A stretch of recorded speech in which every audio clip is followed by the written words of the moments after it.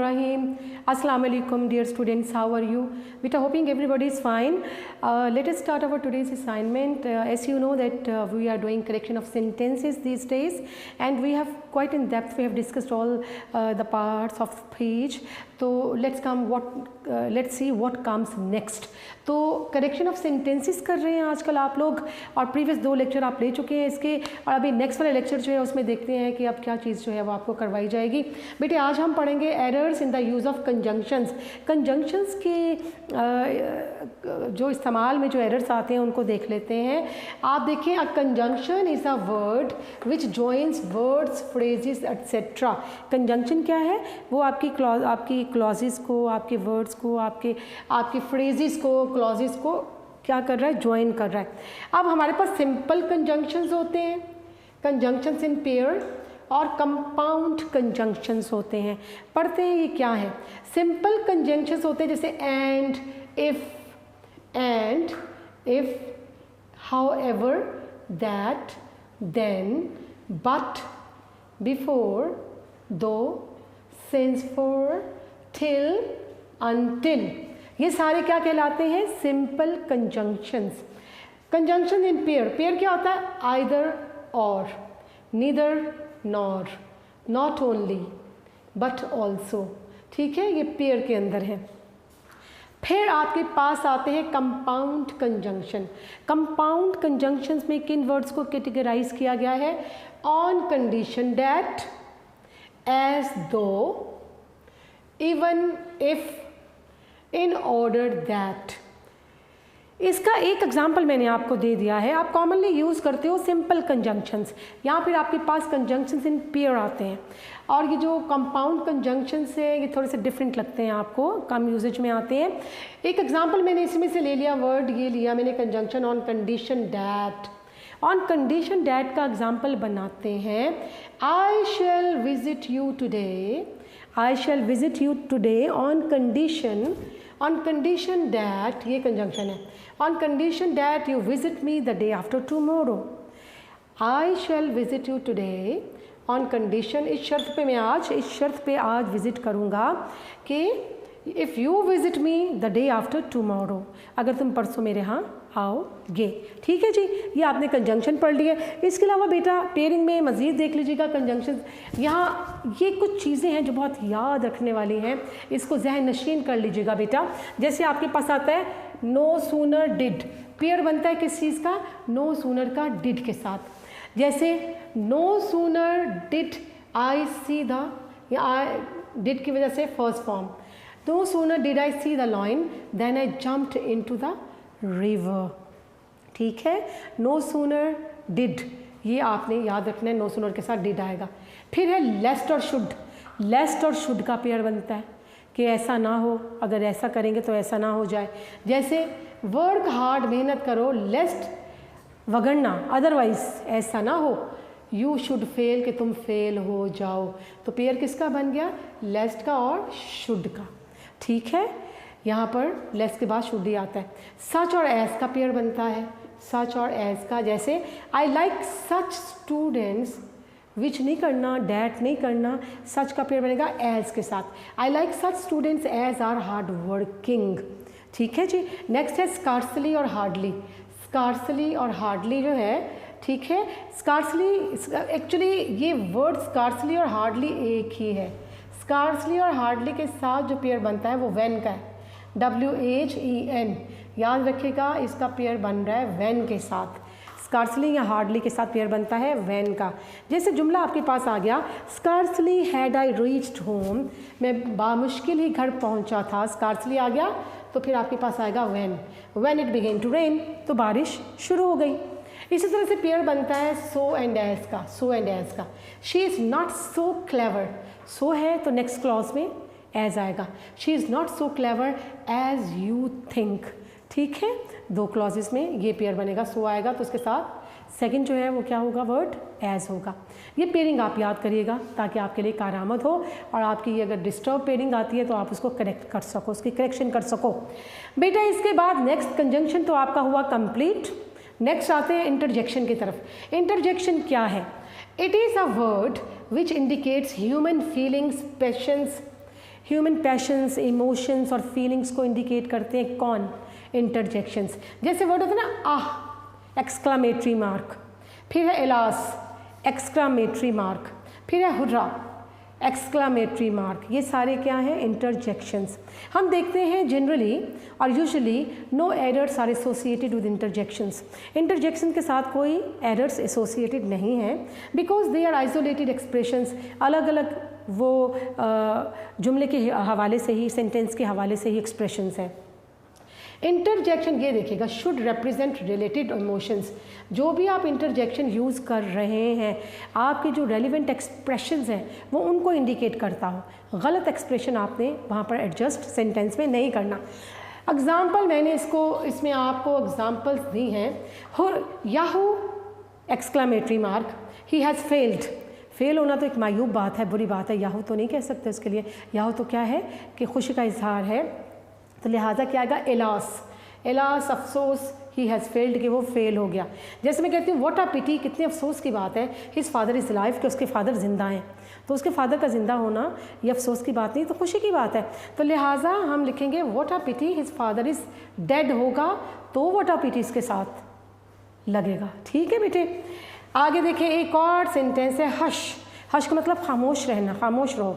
Tell everybody, खामोश रहने का भी कहा जा रहा है और कहा जा रहा है टेल एवरीबॉडी, खामोश रहो और सबको बता दो। बेटा ये इस तरह से नहीं जुमला हो सकता, ये गलत इस्तेमाल किया है इंटरजेक्शन का। हश का मतलब होता है खामोश रहो और रिवील ना करो, कोई चीज़ डिस्क्लोज ना करो, कोई चीज़ मुनकशिफ ना करो, इंकशाफ ना करो। तो हम कहेंगे hush, do not tell everybody. Tell everybody is wrong, do not tell everybody is correct. तो आपने किए बेटा करेक्शन ऑफ सेंटेंसेस में आज कंजंक्शंस किए हैं, हमने इंटरजेक्शंस किए हैं, इंटरजेक्शंस किए हैं। अब हमारे पास रह गए पीछे एडवर्ब्स रह गए और आर्टिकल्स रह गए। तो अभी हम आर्टिकल्स कर लेते हैं इसके बाद, ठीक है। तो चलते हैं अपने नेक्स्ट बोर्ड की जानिब, ठीक है। ये चीज़ें आपको यकीनी तौर पर क्लियर हो गई हैं, ये चीज़ें आपको समझ में आ गई होंगी बेटे। ये आप इसको ज़रूर नोट डाउन कर लें, ये बड़ी इन्फॉर्मेटिव चीज़ें हैं बेटे। इसी को बेस करेगी आपकी करेक्शन, ठीक है ना। इसी से रिलेटेड ऐसे ही मिलते जुलते सेंटेंसेस जो जिनमें यही रूल्स फॉलो हो रहे हैं, वो आपको सेंटेंसेस जो है वो दिए जाएंगे। तो लिहाजा इन पे फोकस करें, इनको जहन नशीन कर लें ताकि आप करेक्शन सही तौर पर कर सकें। ठीक है जी। तो चलते हैं नेक्स्ट बोर्ड की जानिब। जी बेटे, अब नेक्स्ट देखते हैं कि जो पार्ट्स ऑफ स्पीच हैं उसमें नेक्स्ट हमारे पास क्या आ रहा है? आर्टिकल आ रहा है। आर्टिकल के बारे में पढ़ते हैं बेटा। These are a and the, ये क्या है? आर्टिकल्स हैं। द जो है the is definite and a and an are indefinite articles. तो द जो है वो क्या कहलाता है? डेफिनेट आर्टिकल, और ए या अ और एन जो है वो कहलाते हैं इनडेफिनेट आर्टिकल्स। आगे देखते हैं। A word starting with a vowel sound, A I E O U, ये जो वोवल साउंड वाले वर्ड्स हैं, इनसे जो ये जो लेटर्स हैं, इनसे जो वर्ड स्टार्ट होते हैं वोवल साउंड वाले, वो क्या करते हैं? टेक्स एन बिफोर देम, ठीक है। यानी वो तमाम वर्ड्स जो कि वोवल लेटर के साथ स्टार्ट होते हैं, उनसे पहले हम एन लगाते हैं, ए एन एन लगाते हैं, ठीक है। अदरवाइज क्या लगता है? अ लगता है सिर्फ। आगे देखते हैं एग्जाम्पल इसकी। This is an egg. E जो है वोवल साउंड वाला लेटर है, लिहाजा हमने यहाँ पर एन इस्तेमाल किया। Number 2, she gave me a pen. तो यहाँ पर क्या आ जाएगा बेटे? यहाँ पर अ पेन, इस वजह से कि पी जो है कॉन्सोनेंट है, it's not giving us a vowel sound. Next देखते हैं बेटे, इसके बाद नेक्स्ट हमें जो रूल है वो क्या मिलता है? A letter does not producing a vowel sound takes a before it. यानी वो लेटर जो कि वोवल लेटर्स भी हैं, अगर वोवल लेटर्स भी हैं और लेकिन वो क्या है? वोवल साउंड नहीं दे रहे हैं, वोवल साउंड नहीं दे रहे हैं, तो उनसे पहले एन नहीं बल्कि अ लगेगा, ए लगेगा। जैसे अ यूनिवर्सिटी, यू जो है इसका साउंड है अ, लेकिन ये हमें क्या यहाँ साउंड दे रहा है? University, uni. तो इसका साउंड जो है वोवल साउंड,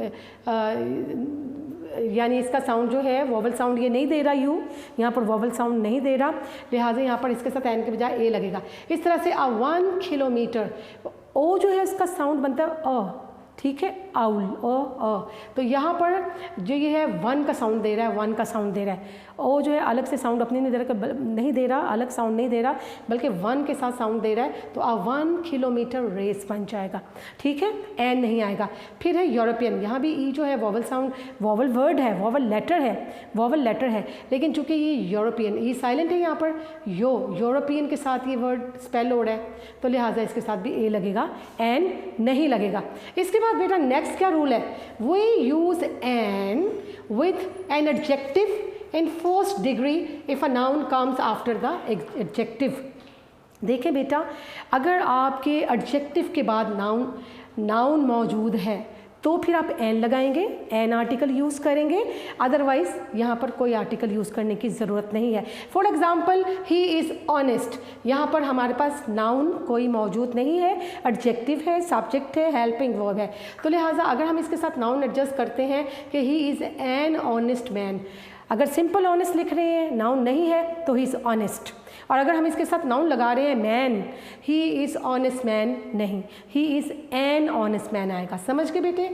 इसी तरह से एग्जाम्पल आपके पास आती है, the next example is she is able. Able का मतलब क्या, यहाँ पर शी इज़ एबल के बाद हमारे पास नाउन मौजूद नहीं है, तो लिहाजा सिंपल एडजेक्टिव है, यहाँ पर हमें एन लगाने की ज़रूरत नहीं है, चाहे ये वॉवल लेटर है। हाँ, अगर इस हमारे पास नाउन मौजूद है सेंटेंस के अंदर और एडजेक्टिव के फ़ौरन बाद नाउन मौजूद है, तो हमें एन लाजमन लगाना है। जैसे she is an able women, simple able लिखा आपने तो शी इज़ एबल, एडजेक्टिव आ गया, सब्जेक्ट आ गया, हेल्पिंग वर्ब आ गया। लेकिन अगर if you people adjust a noun, immediate noun after adjective, तो you will have to insert here an, ठीक है, एन वॉवल साउंड वर्ड्स के साथ। क्लियर हो गया बेटे? इसी तरह से नेक्स्ट रूल देखते हैं, when we report 2 or more facts about a thing or a person, we use a only once। when we report 2 or more facts about a thing or person, तो we use a only once। अगर हम किसी चीज़ की different qualities बयान कर रहे हैं तो वो हर क्वालिटी के साथ जो है उसकी रिपीटेशन नहीं करना, a is going to be used only once। like we are having an example over here, आपके पास एग्जाम्पल क्या कहते हैं जनाब, this is a white and a black cow. This is a white, ये बोर्ड में ये सेंटेंस आ चुका हुआ है, तो इसको गौर से देखिएगा, अ की रिपीटेशन नहीं होगी। हम क्या करते हैं जनाब, this is a white and black cow, ठीक है। जैसे her mother is a housewife and a teacher, आप कहेंगे her mother is a housewife and teacher, no need for the repetition of a, वो wrong होगा इस rule के according कि व्हेन 2 or more facts about a thing or person, we are indicating the facts about more than 2 things or person, so we use a only once। तो the very next rule, ये बेटे आपके सारे rules किसके बारे में थे, ये आपके इनडेफिनिट आर्टिकल अ और एन के हवाले से थे। अब हम देखते हैं डेफिनिट आर्टिकल, और डेफिनिट आर्टिकल आपका कौन सा है, द।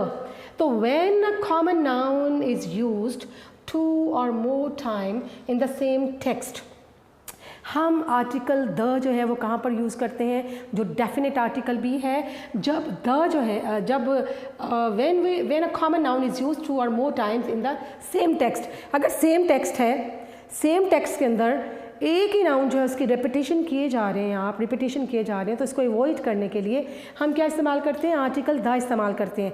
जैसे हम कहते हैं Akbar was a great king, Akbar was very strong, Akbar ruled over India for many years.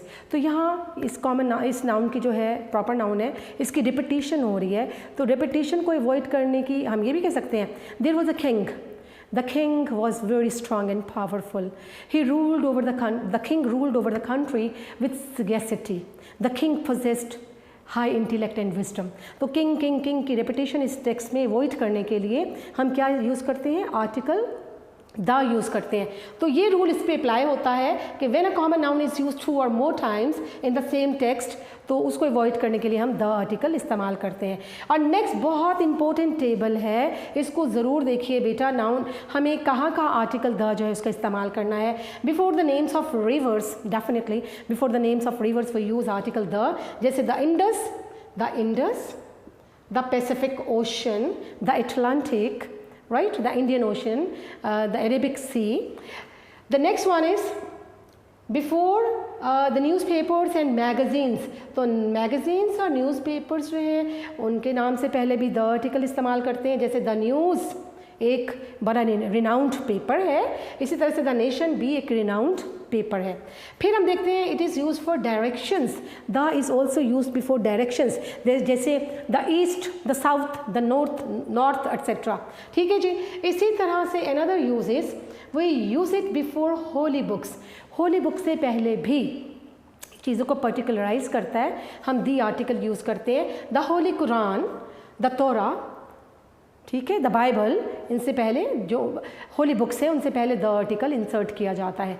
फिर हम देखते हैं we use it before the objects in the universe, यानी यूनिवर्स में जो ऑब्जेक्ट्स मौजूद हैं, the sun, the earth, the moon etcetera, इनसे पहले भी दी आर्टिकल का इस्तेमाल किया जाता है। फिर हम देखते हैं before the Nations and religions, Nations या रिलीजन्स हैं उनको भी इंडिकेट करते हुए दी आर्टिकल जो है उसका इस्तेमाल किया जाता है, जैसे the Muslims, the Buddhas, the Christians. ठीक है जी। इसके बाद नेक्स्ट पे आइए, ये टेबल मज़ीद हमें क्या इन्फॉर्मेशन दे रही है कि before the third degree of the adjective, मैंने आपको अभी एडजेक्टिव्स पढ़ाए थे, बहुत डेप्थ में पढ़ाए थे। एडजेक्टिव्स की जो थर्ड डिग्री कौन सी होती है, सुपरलेटिव डिग्री होती है, उसके साथ हम दी आर्टिकल इस्तेमाल करते हैं, जैसे tallest, tall simple adjective, positive degree, इसकी कंपेरेटिव डिग्री क्या हो जाएगी, टॉलर, और सुपरलेटिव डिग्री क्या हो जाएगी, टॉलेस्ट। तो जो थर्ड सुपरलेटिव डिग्री है एडजेक्टिव की, उसके साथ हमेशा दी इस्तेमाल होता है। Similarly we see before same and whole, same and whole words हैं उनसे पहले दी इस्तेमाल होता है, and after both and all, ये बड़ी इंफॉर्मेटिव चीज़ें हैं बेटे आपके लिए। आप इसके एग्जाम्पल्स जो हैं उसको भी ज़रा गौर से देख लीजिएगा। सेम जो है उससे पहले किस तरह से इस्तेमाल होता है, द। देखें, is this the same book I gave you, is this the same book, same particularise भी कर रहा है, और सेम से पहले दी जो है इसको उस बुक को पर्टिकुलराइज कर रहा है जिसके हवाले से बात हो रही है, तो सेम से पहले दी आर्टिकल इंसर्ट हो गया। इसी तरह से होल से पहले भी दी आर्टिकल इंसर्ट होगा, किस तरह से, the whole class is silent, the whole class is silent. Whole class नहीं लिखेंगे हम, इससे पहले दी लाजमन लिखेंगे, ये करेक्शन में चीज़ आ जाती है। फिर बात करते हैं both and all, both and all के बाद में, इन वर्ड्स के बाद में दी आर्टिकल इस्तेमाल होता है, जैसे मैं कहती हूँ both the sisters are intelligent. आपके पास करेक्शन के लिए सेंटेंस आता है the both sisters are intelligent, the both sisters are intelligent, it is entirely wrong. Correction कहाँ फॉल कर रहा है, करेक्शन यहाँ पर है कि द जो है वो बोथ से पहले कभी भी नहीं आएगा, या फिर एक और वर्ड आपको दिया ऑल, इससे पहले नहीं आएगा बल्कि इन दोनों वर्ड्स के बाद आएगा। ठीक है, तो both the sisters are intelligent.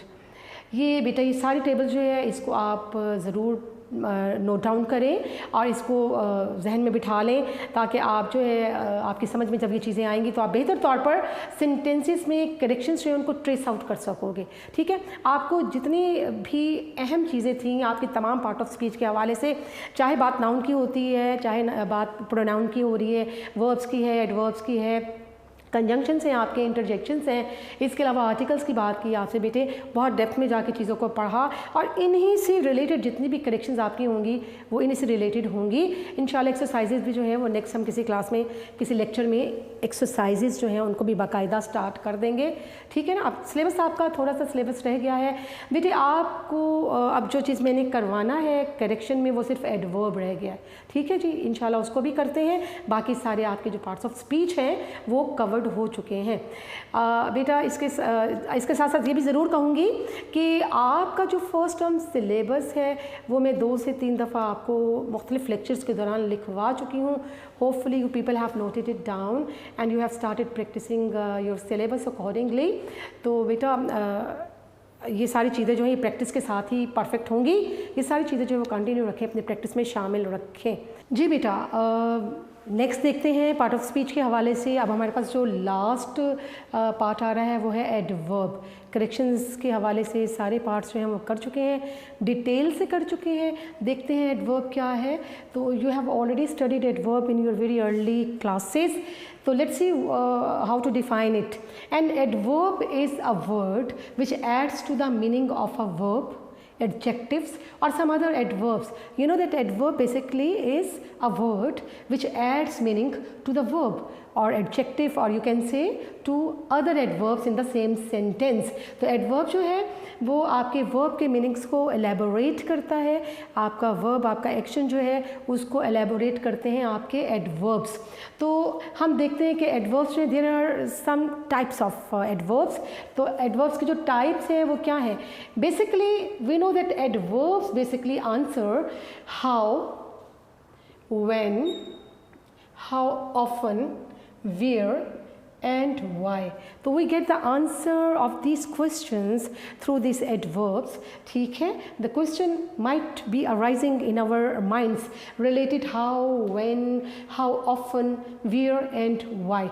So we see that there are adverbs of manner, adverbs of time, adverb of place, adverb of degree and adverb of cause, और you can say adverb of reason. तो ये 5 जो basic types हैं इसको हम discuss कर लेते हैं कि ये किस तरह से how, when, why को आंसर करते हैं. देखिए बेटा, adverb of manner क्या है? These answer the question how. Example, इसमें कैसे वर्ड्स आ सकते हैं? मोस्टली जो adverb of manners होते हैं they end with ly. जैसे हम देखते हैं softly, impressively, regularly, nicely, courteously. ठीक है? All the words ending with ly are commonly known as adverbs of manner, and they also answer our questions like how this thing happened. Like मैं इनमें से कोई भी एक adverb of manner लेती हूँ और उसका एक एग्जाम्पल हम बनाते हैं. मैं impressively ले लेती हूँ, तो I am having an example in my mind that she delivered her speech expressively. So question arises in the mind that how did she deliver her speech? How did she deliver her speech? And the answer is that she delivered her speech softly, in a very soft manner. तो manners को show किया जा रहा है, ये adverbs of manner है जो how को आंसर करते हैं, तो लिहाजा मैंने यहाँ से ले लिया impressively. Another statement can be softly. Sentence आपके पास एग्जाम्पल के तौर पर, he speaks softly, he behaves gently. तो आपका वर्ब क्या हुआ? behaves and speak and behave. उसको फर्दर मीनिंग को एलेबोरेट क्या कर रहा है एडवर्ब आपका? Kindly, courteously, softly. ये उसके मीनिंग को वर्ब के इन्हांस कर रहा है. फाइन. इसके बाद the next one is adverb of time. Adverb of time actually these answers when, time को इंडिकेट करते हैं ये एडवर्ब्स. और ये कौन कौन से हो सकते हैं? These include late, ago. These are the common adverbs of time. Late, ago, before, yesterday, today, already, early. So these are late, ago, before, yesterday, today, already and early. ठीक है जी. इसकी कोई एग्जांपल ले लेते हैं, कोई बना लेते हैं. सपोज मैं यहाँ से yesterday सेलेक्ट कर लेती हूँ एक adverb, that is the adverb of time. And your example is like she reached to her destination quite late at night. ठीक है? या I reached Karachi 3 days ago. 3 days ago. You can take another word like today. The weather is really very pleasant today. तो ये सारे क्या हैं? Time को indicate कर रहे हैं. Today, yesterday, last year, ago, etcetera. Next one is adverb of place. Adverb of place क्या है? These answer where. ठीक है? Adverb of manner basically answer the question how, and adverb of time, these answer the question when, and adverb of place, these answer the question where, which place. So the common adverbs are here, there, everywhere, in, out, underneath. एक example इसकी बना लेते हैं. Suppose यहाँ से everywhere ले लेते हैं एक adverb, that is the adverb of place. तो आपके पास सेंटेंस आता है जनाब, गॉड इज़ एवरीवेयर. ठीक है? God is everywhere. नेक्स्ट देखते हैं adverb of degree. Adverb of degree क्या करते हैं? These answer the question how much, to what an extent, how much and to what an extent. And these adverbs are too, TOO, very, quite, almost, fully, enough. Too, very, quite, almost, fully, enough. Fine बेटे, जैसे मैं यहाँ से एक select कर लेती हूँ कोई भी adverb, TOO, she is too weak to walk, she is too weak to walk, कि वो इतनी कमज़ोर है कि चल नहीं सकती। ठीक है जी। इसके बाद next adverb is another type of adverb is adverb of cause, we can also say it adverb of reason, and these answer basically, these type of adverbs answer why, and the adverbs are so, therefore, that's why, consequently. So, therefore, that's why, and consequently. We can take a word from here and make a sentence. Like मैं यहाँ से एक word, एक adverb लेती हूँ, therefore. आप जुमला बना सकते हैं, the government took unwise decisions, the government took unwise decisions, therefore it did not become, it could not become popular among the people, it could not become popular among the people. ठीक है जी। अब next बेटे, ये आपने कर लिए क्या कि ये एडवर्ब्स कितने टाइप्स के हैं, उनको हमने एक दफ़ा गो थ्रू कर लिया है। अब कुछ कॉमन एग्जांपल्स लेते हैं कि उसमें किस एडवर्ब्स की कुछ एग्जांपल्स लेते हैं, उसमें करेक्शंस लगाते हैं। Number 1 is he plays tennis good, and good basically is adjective. तो हम क्या कहते हैं, good is an adjective, the adverb for this meaning is well, because he is quite having some expertise, he is well while he plays. So that is why we will have to write that he plays tennis well. Good not, good is an adjective. Another example is she carefully drove. She carefully drove कि उसने बड़ी एहतियात से driving की। बेटे इसमें एक अहम चीज़ देख लीजिएगा कि carefully basically is adverb of manner, and adverb of manner usually go in the end. आपका जो adverb of manner है वो कहाँ आता है, वो आपके sentence के end में आता है। तो that is wrong structure, that she carefully drove. No, she drove. The correct one is she drove carefully, because carefully is the adverb of manner, and it usually go in the end. So we are having some more examples, like the room is enough spacious, कि room जो है काफ़ी खुला है, बड़ा है। तो इसमें करेक्शन क्या लगेगी, इनफ स्पेशियस, एडवर्ब की करेक्शन लगाते हैं। तो एडवर्ब कहाँ है, enough, enough is the adverb. इसकी पोजीशन देखिएगा, actually the adverb enough goes after the adjective, it goes after the adjective. इसको आपने जहन में रखना है कि the adverb enough goes after the adjective, adjective के बाद इनफ आता है, एडजेक्टिव से पहले कभी इनफ इंसर्ट नहीं करते। When we see the room is enough spacious, तो यहाँ पर एडजेक्टिव बाद में आ रहा है, तो ये रॉन्ग हो गया, इनकरेक्ट स्टेटमेंट है। So the correct one is the room is spacious enough, क्योंकि इनफ से पहले एडजेक्टिव आना चाहिए। फिर इसके बाद एक कॉमन सेंटेंस है जो बोर्ड में अक्सर आपके पास आ जाता है। आपके पास जुमला होता है आई नो टू स्विम, मैं जानता हूँ। नो मीन यानी you are going to indicate some of your expertise और skills regarding some abilities, capabilities. Like यहाँ हम देखते हैं आई नो टू स्विम, तो इसका करेक्ट आंसर क्या होगा, no can not be directly followed by an infinitive. No जो है इन्फिनेटिव के बाद, देखो बेटे जब हम स्किल को जाहिर करते हैं तो हाउ टू आता है। आपका जो इन्फिनेटिव का क्या, इन्फिनेटिव क्या है, to, to is basically infinitive. और जब आप स्किल को जाहिर कर रहे हैं तो इन्फिनेटिव से पहले और नो के फ़ौरन बाद वर्ड आता है how. I know how to cook, I know how to paint, I know how to do stitching. ठीक है ना। तो बेटे ये इस तरह से आपको ये करना है, नो के फ़ौरन बाद हाउ आना चाहिए बिफोर इंडिकेटिंग सम स्किल्स और एक्सपर्टीज। फिर हम इसके बाद देखते हैं we are having another example like use of to and enough. To और इनफ जो है ये कहाँ यूज़ किया जाते हैं, ये क्या है basically, these are again adverbs. तो too is used in the negative sense and enough in the positive.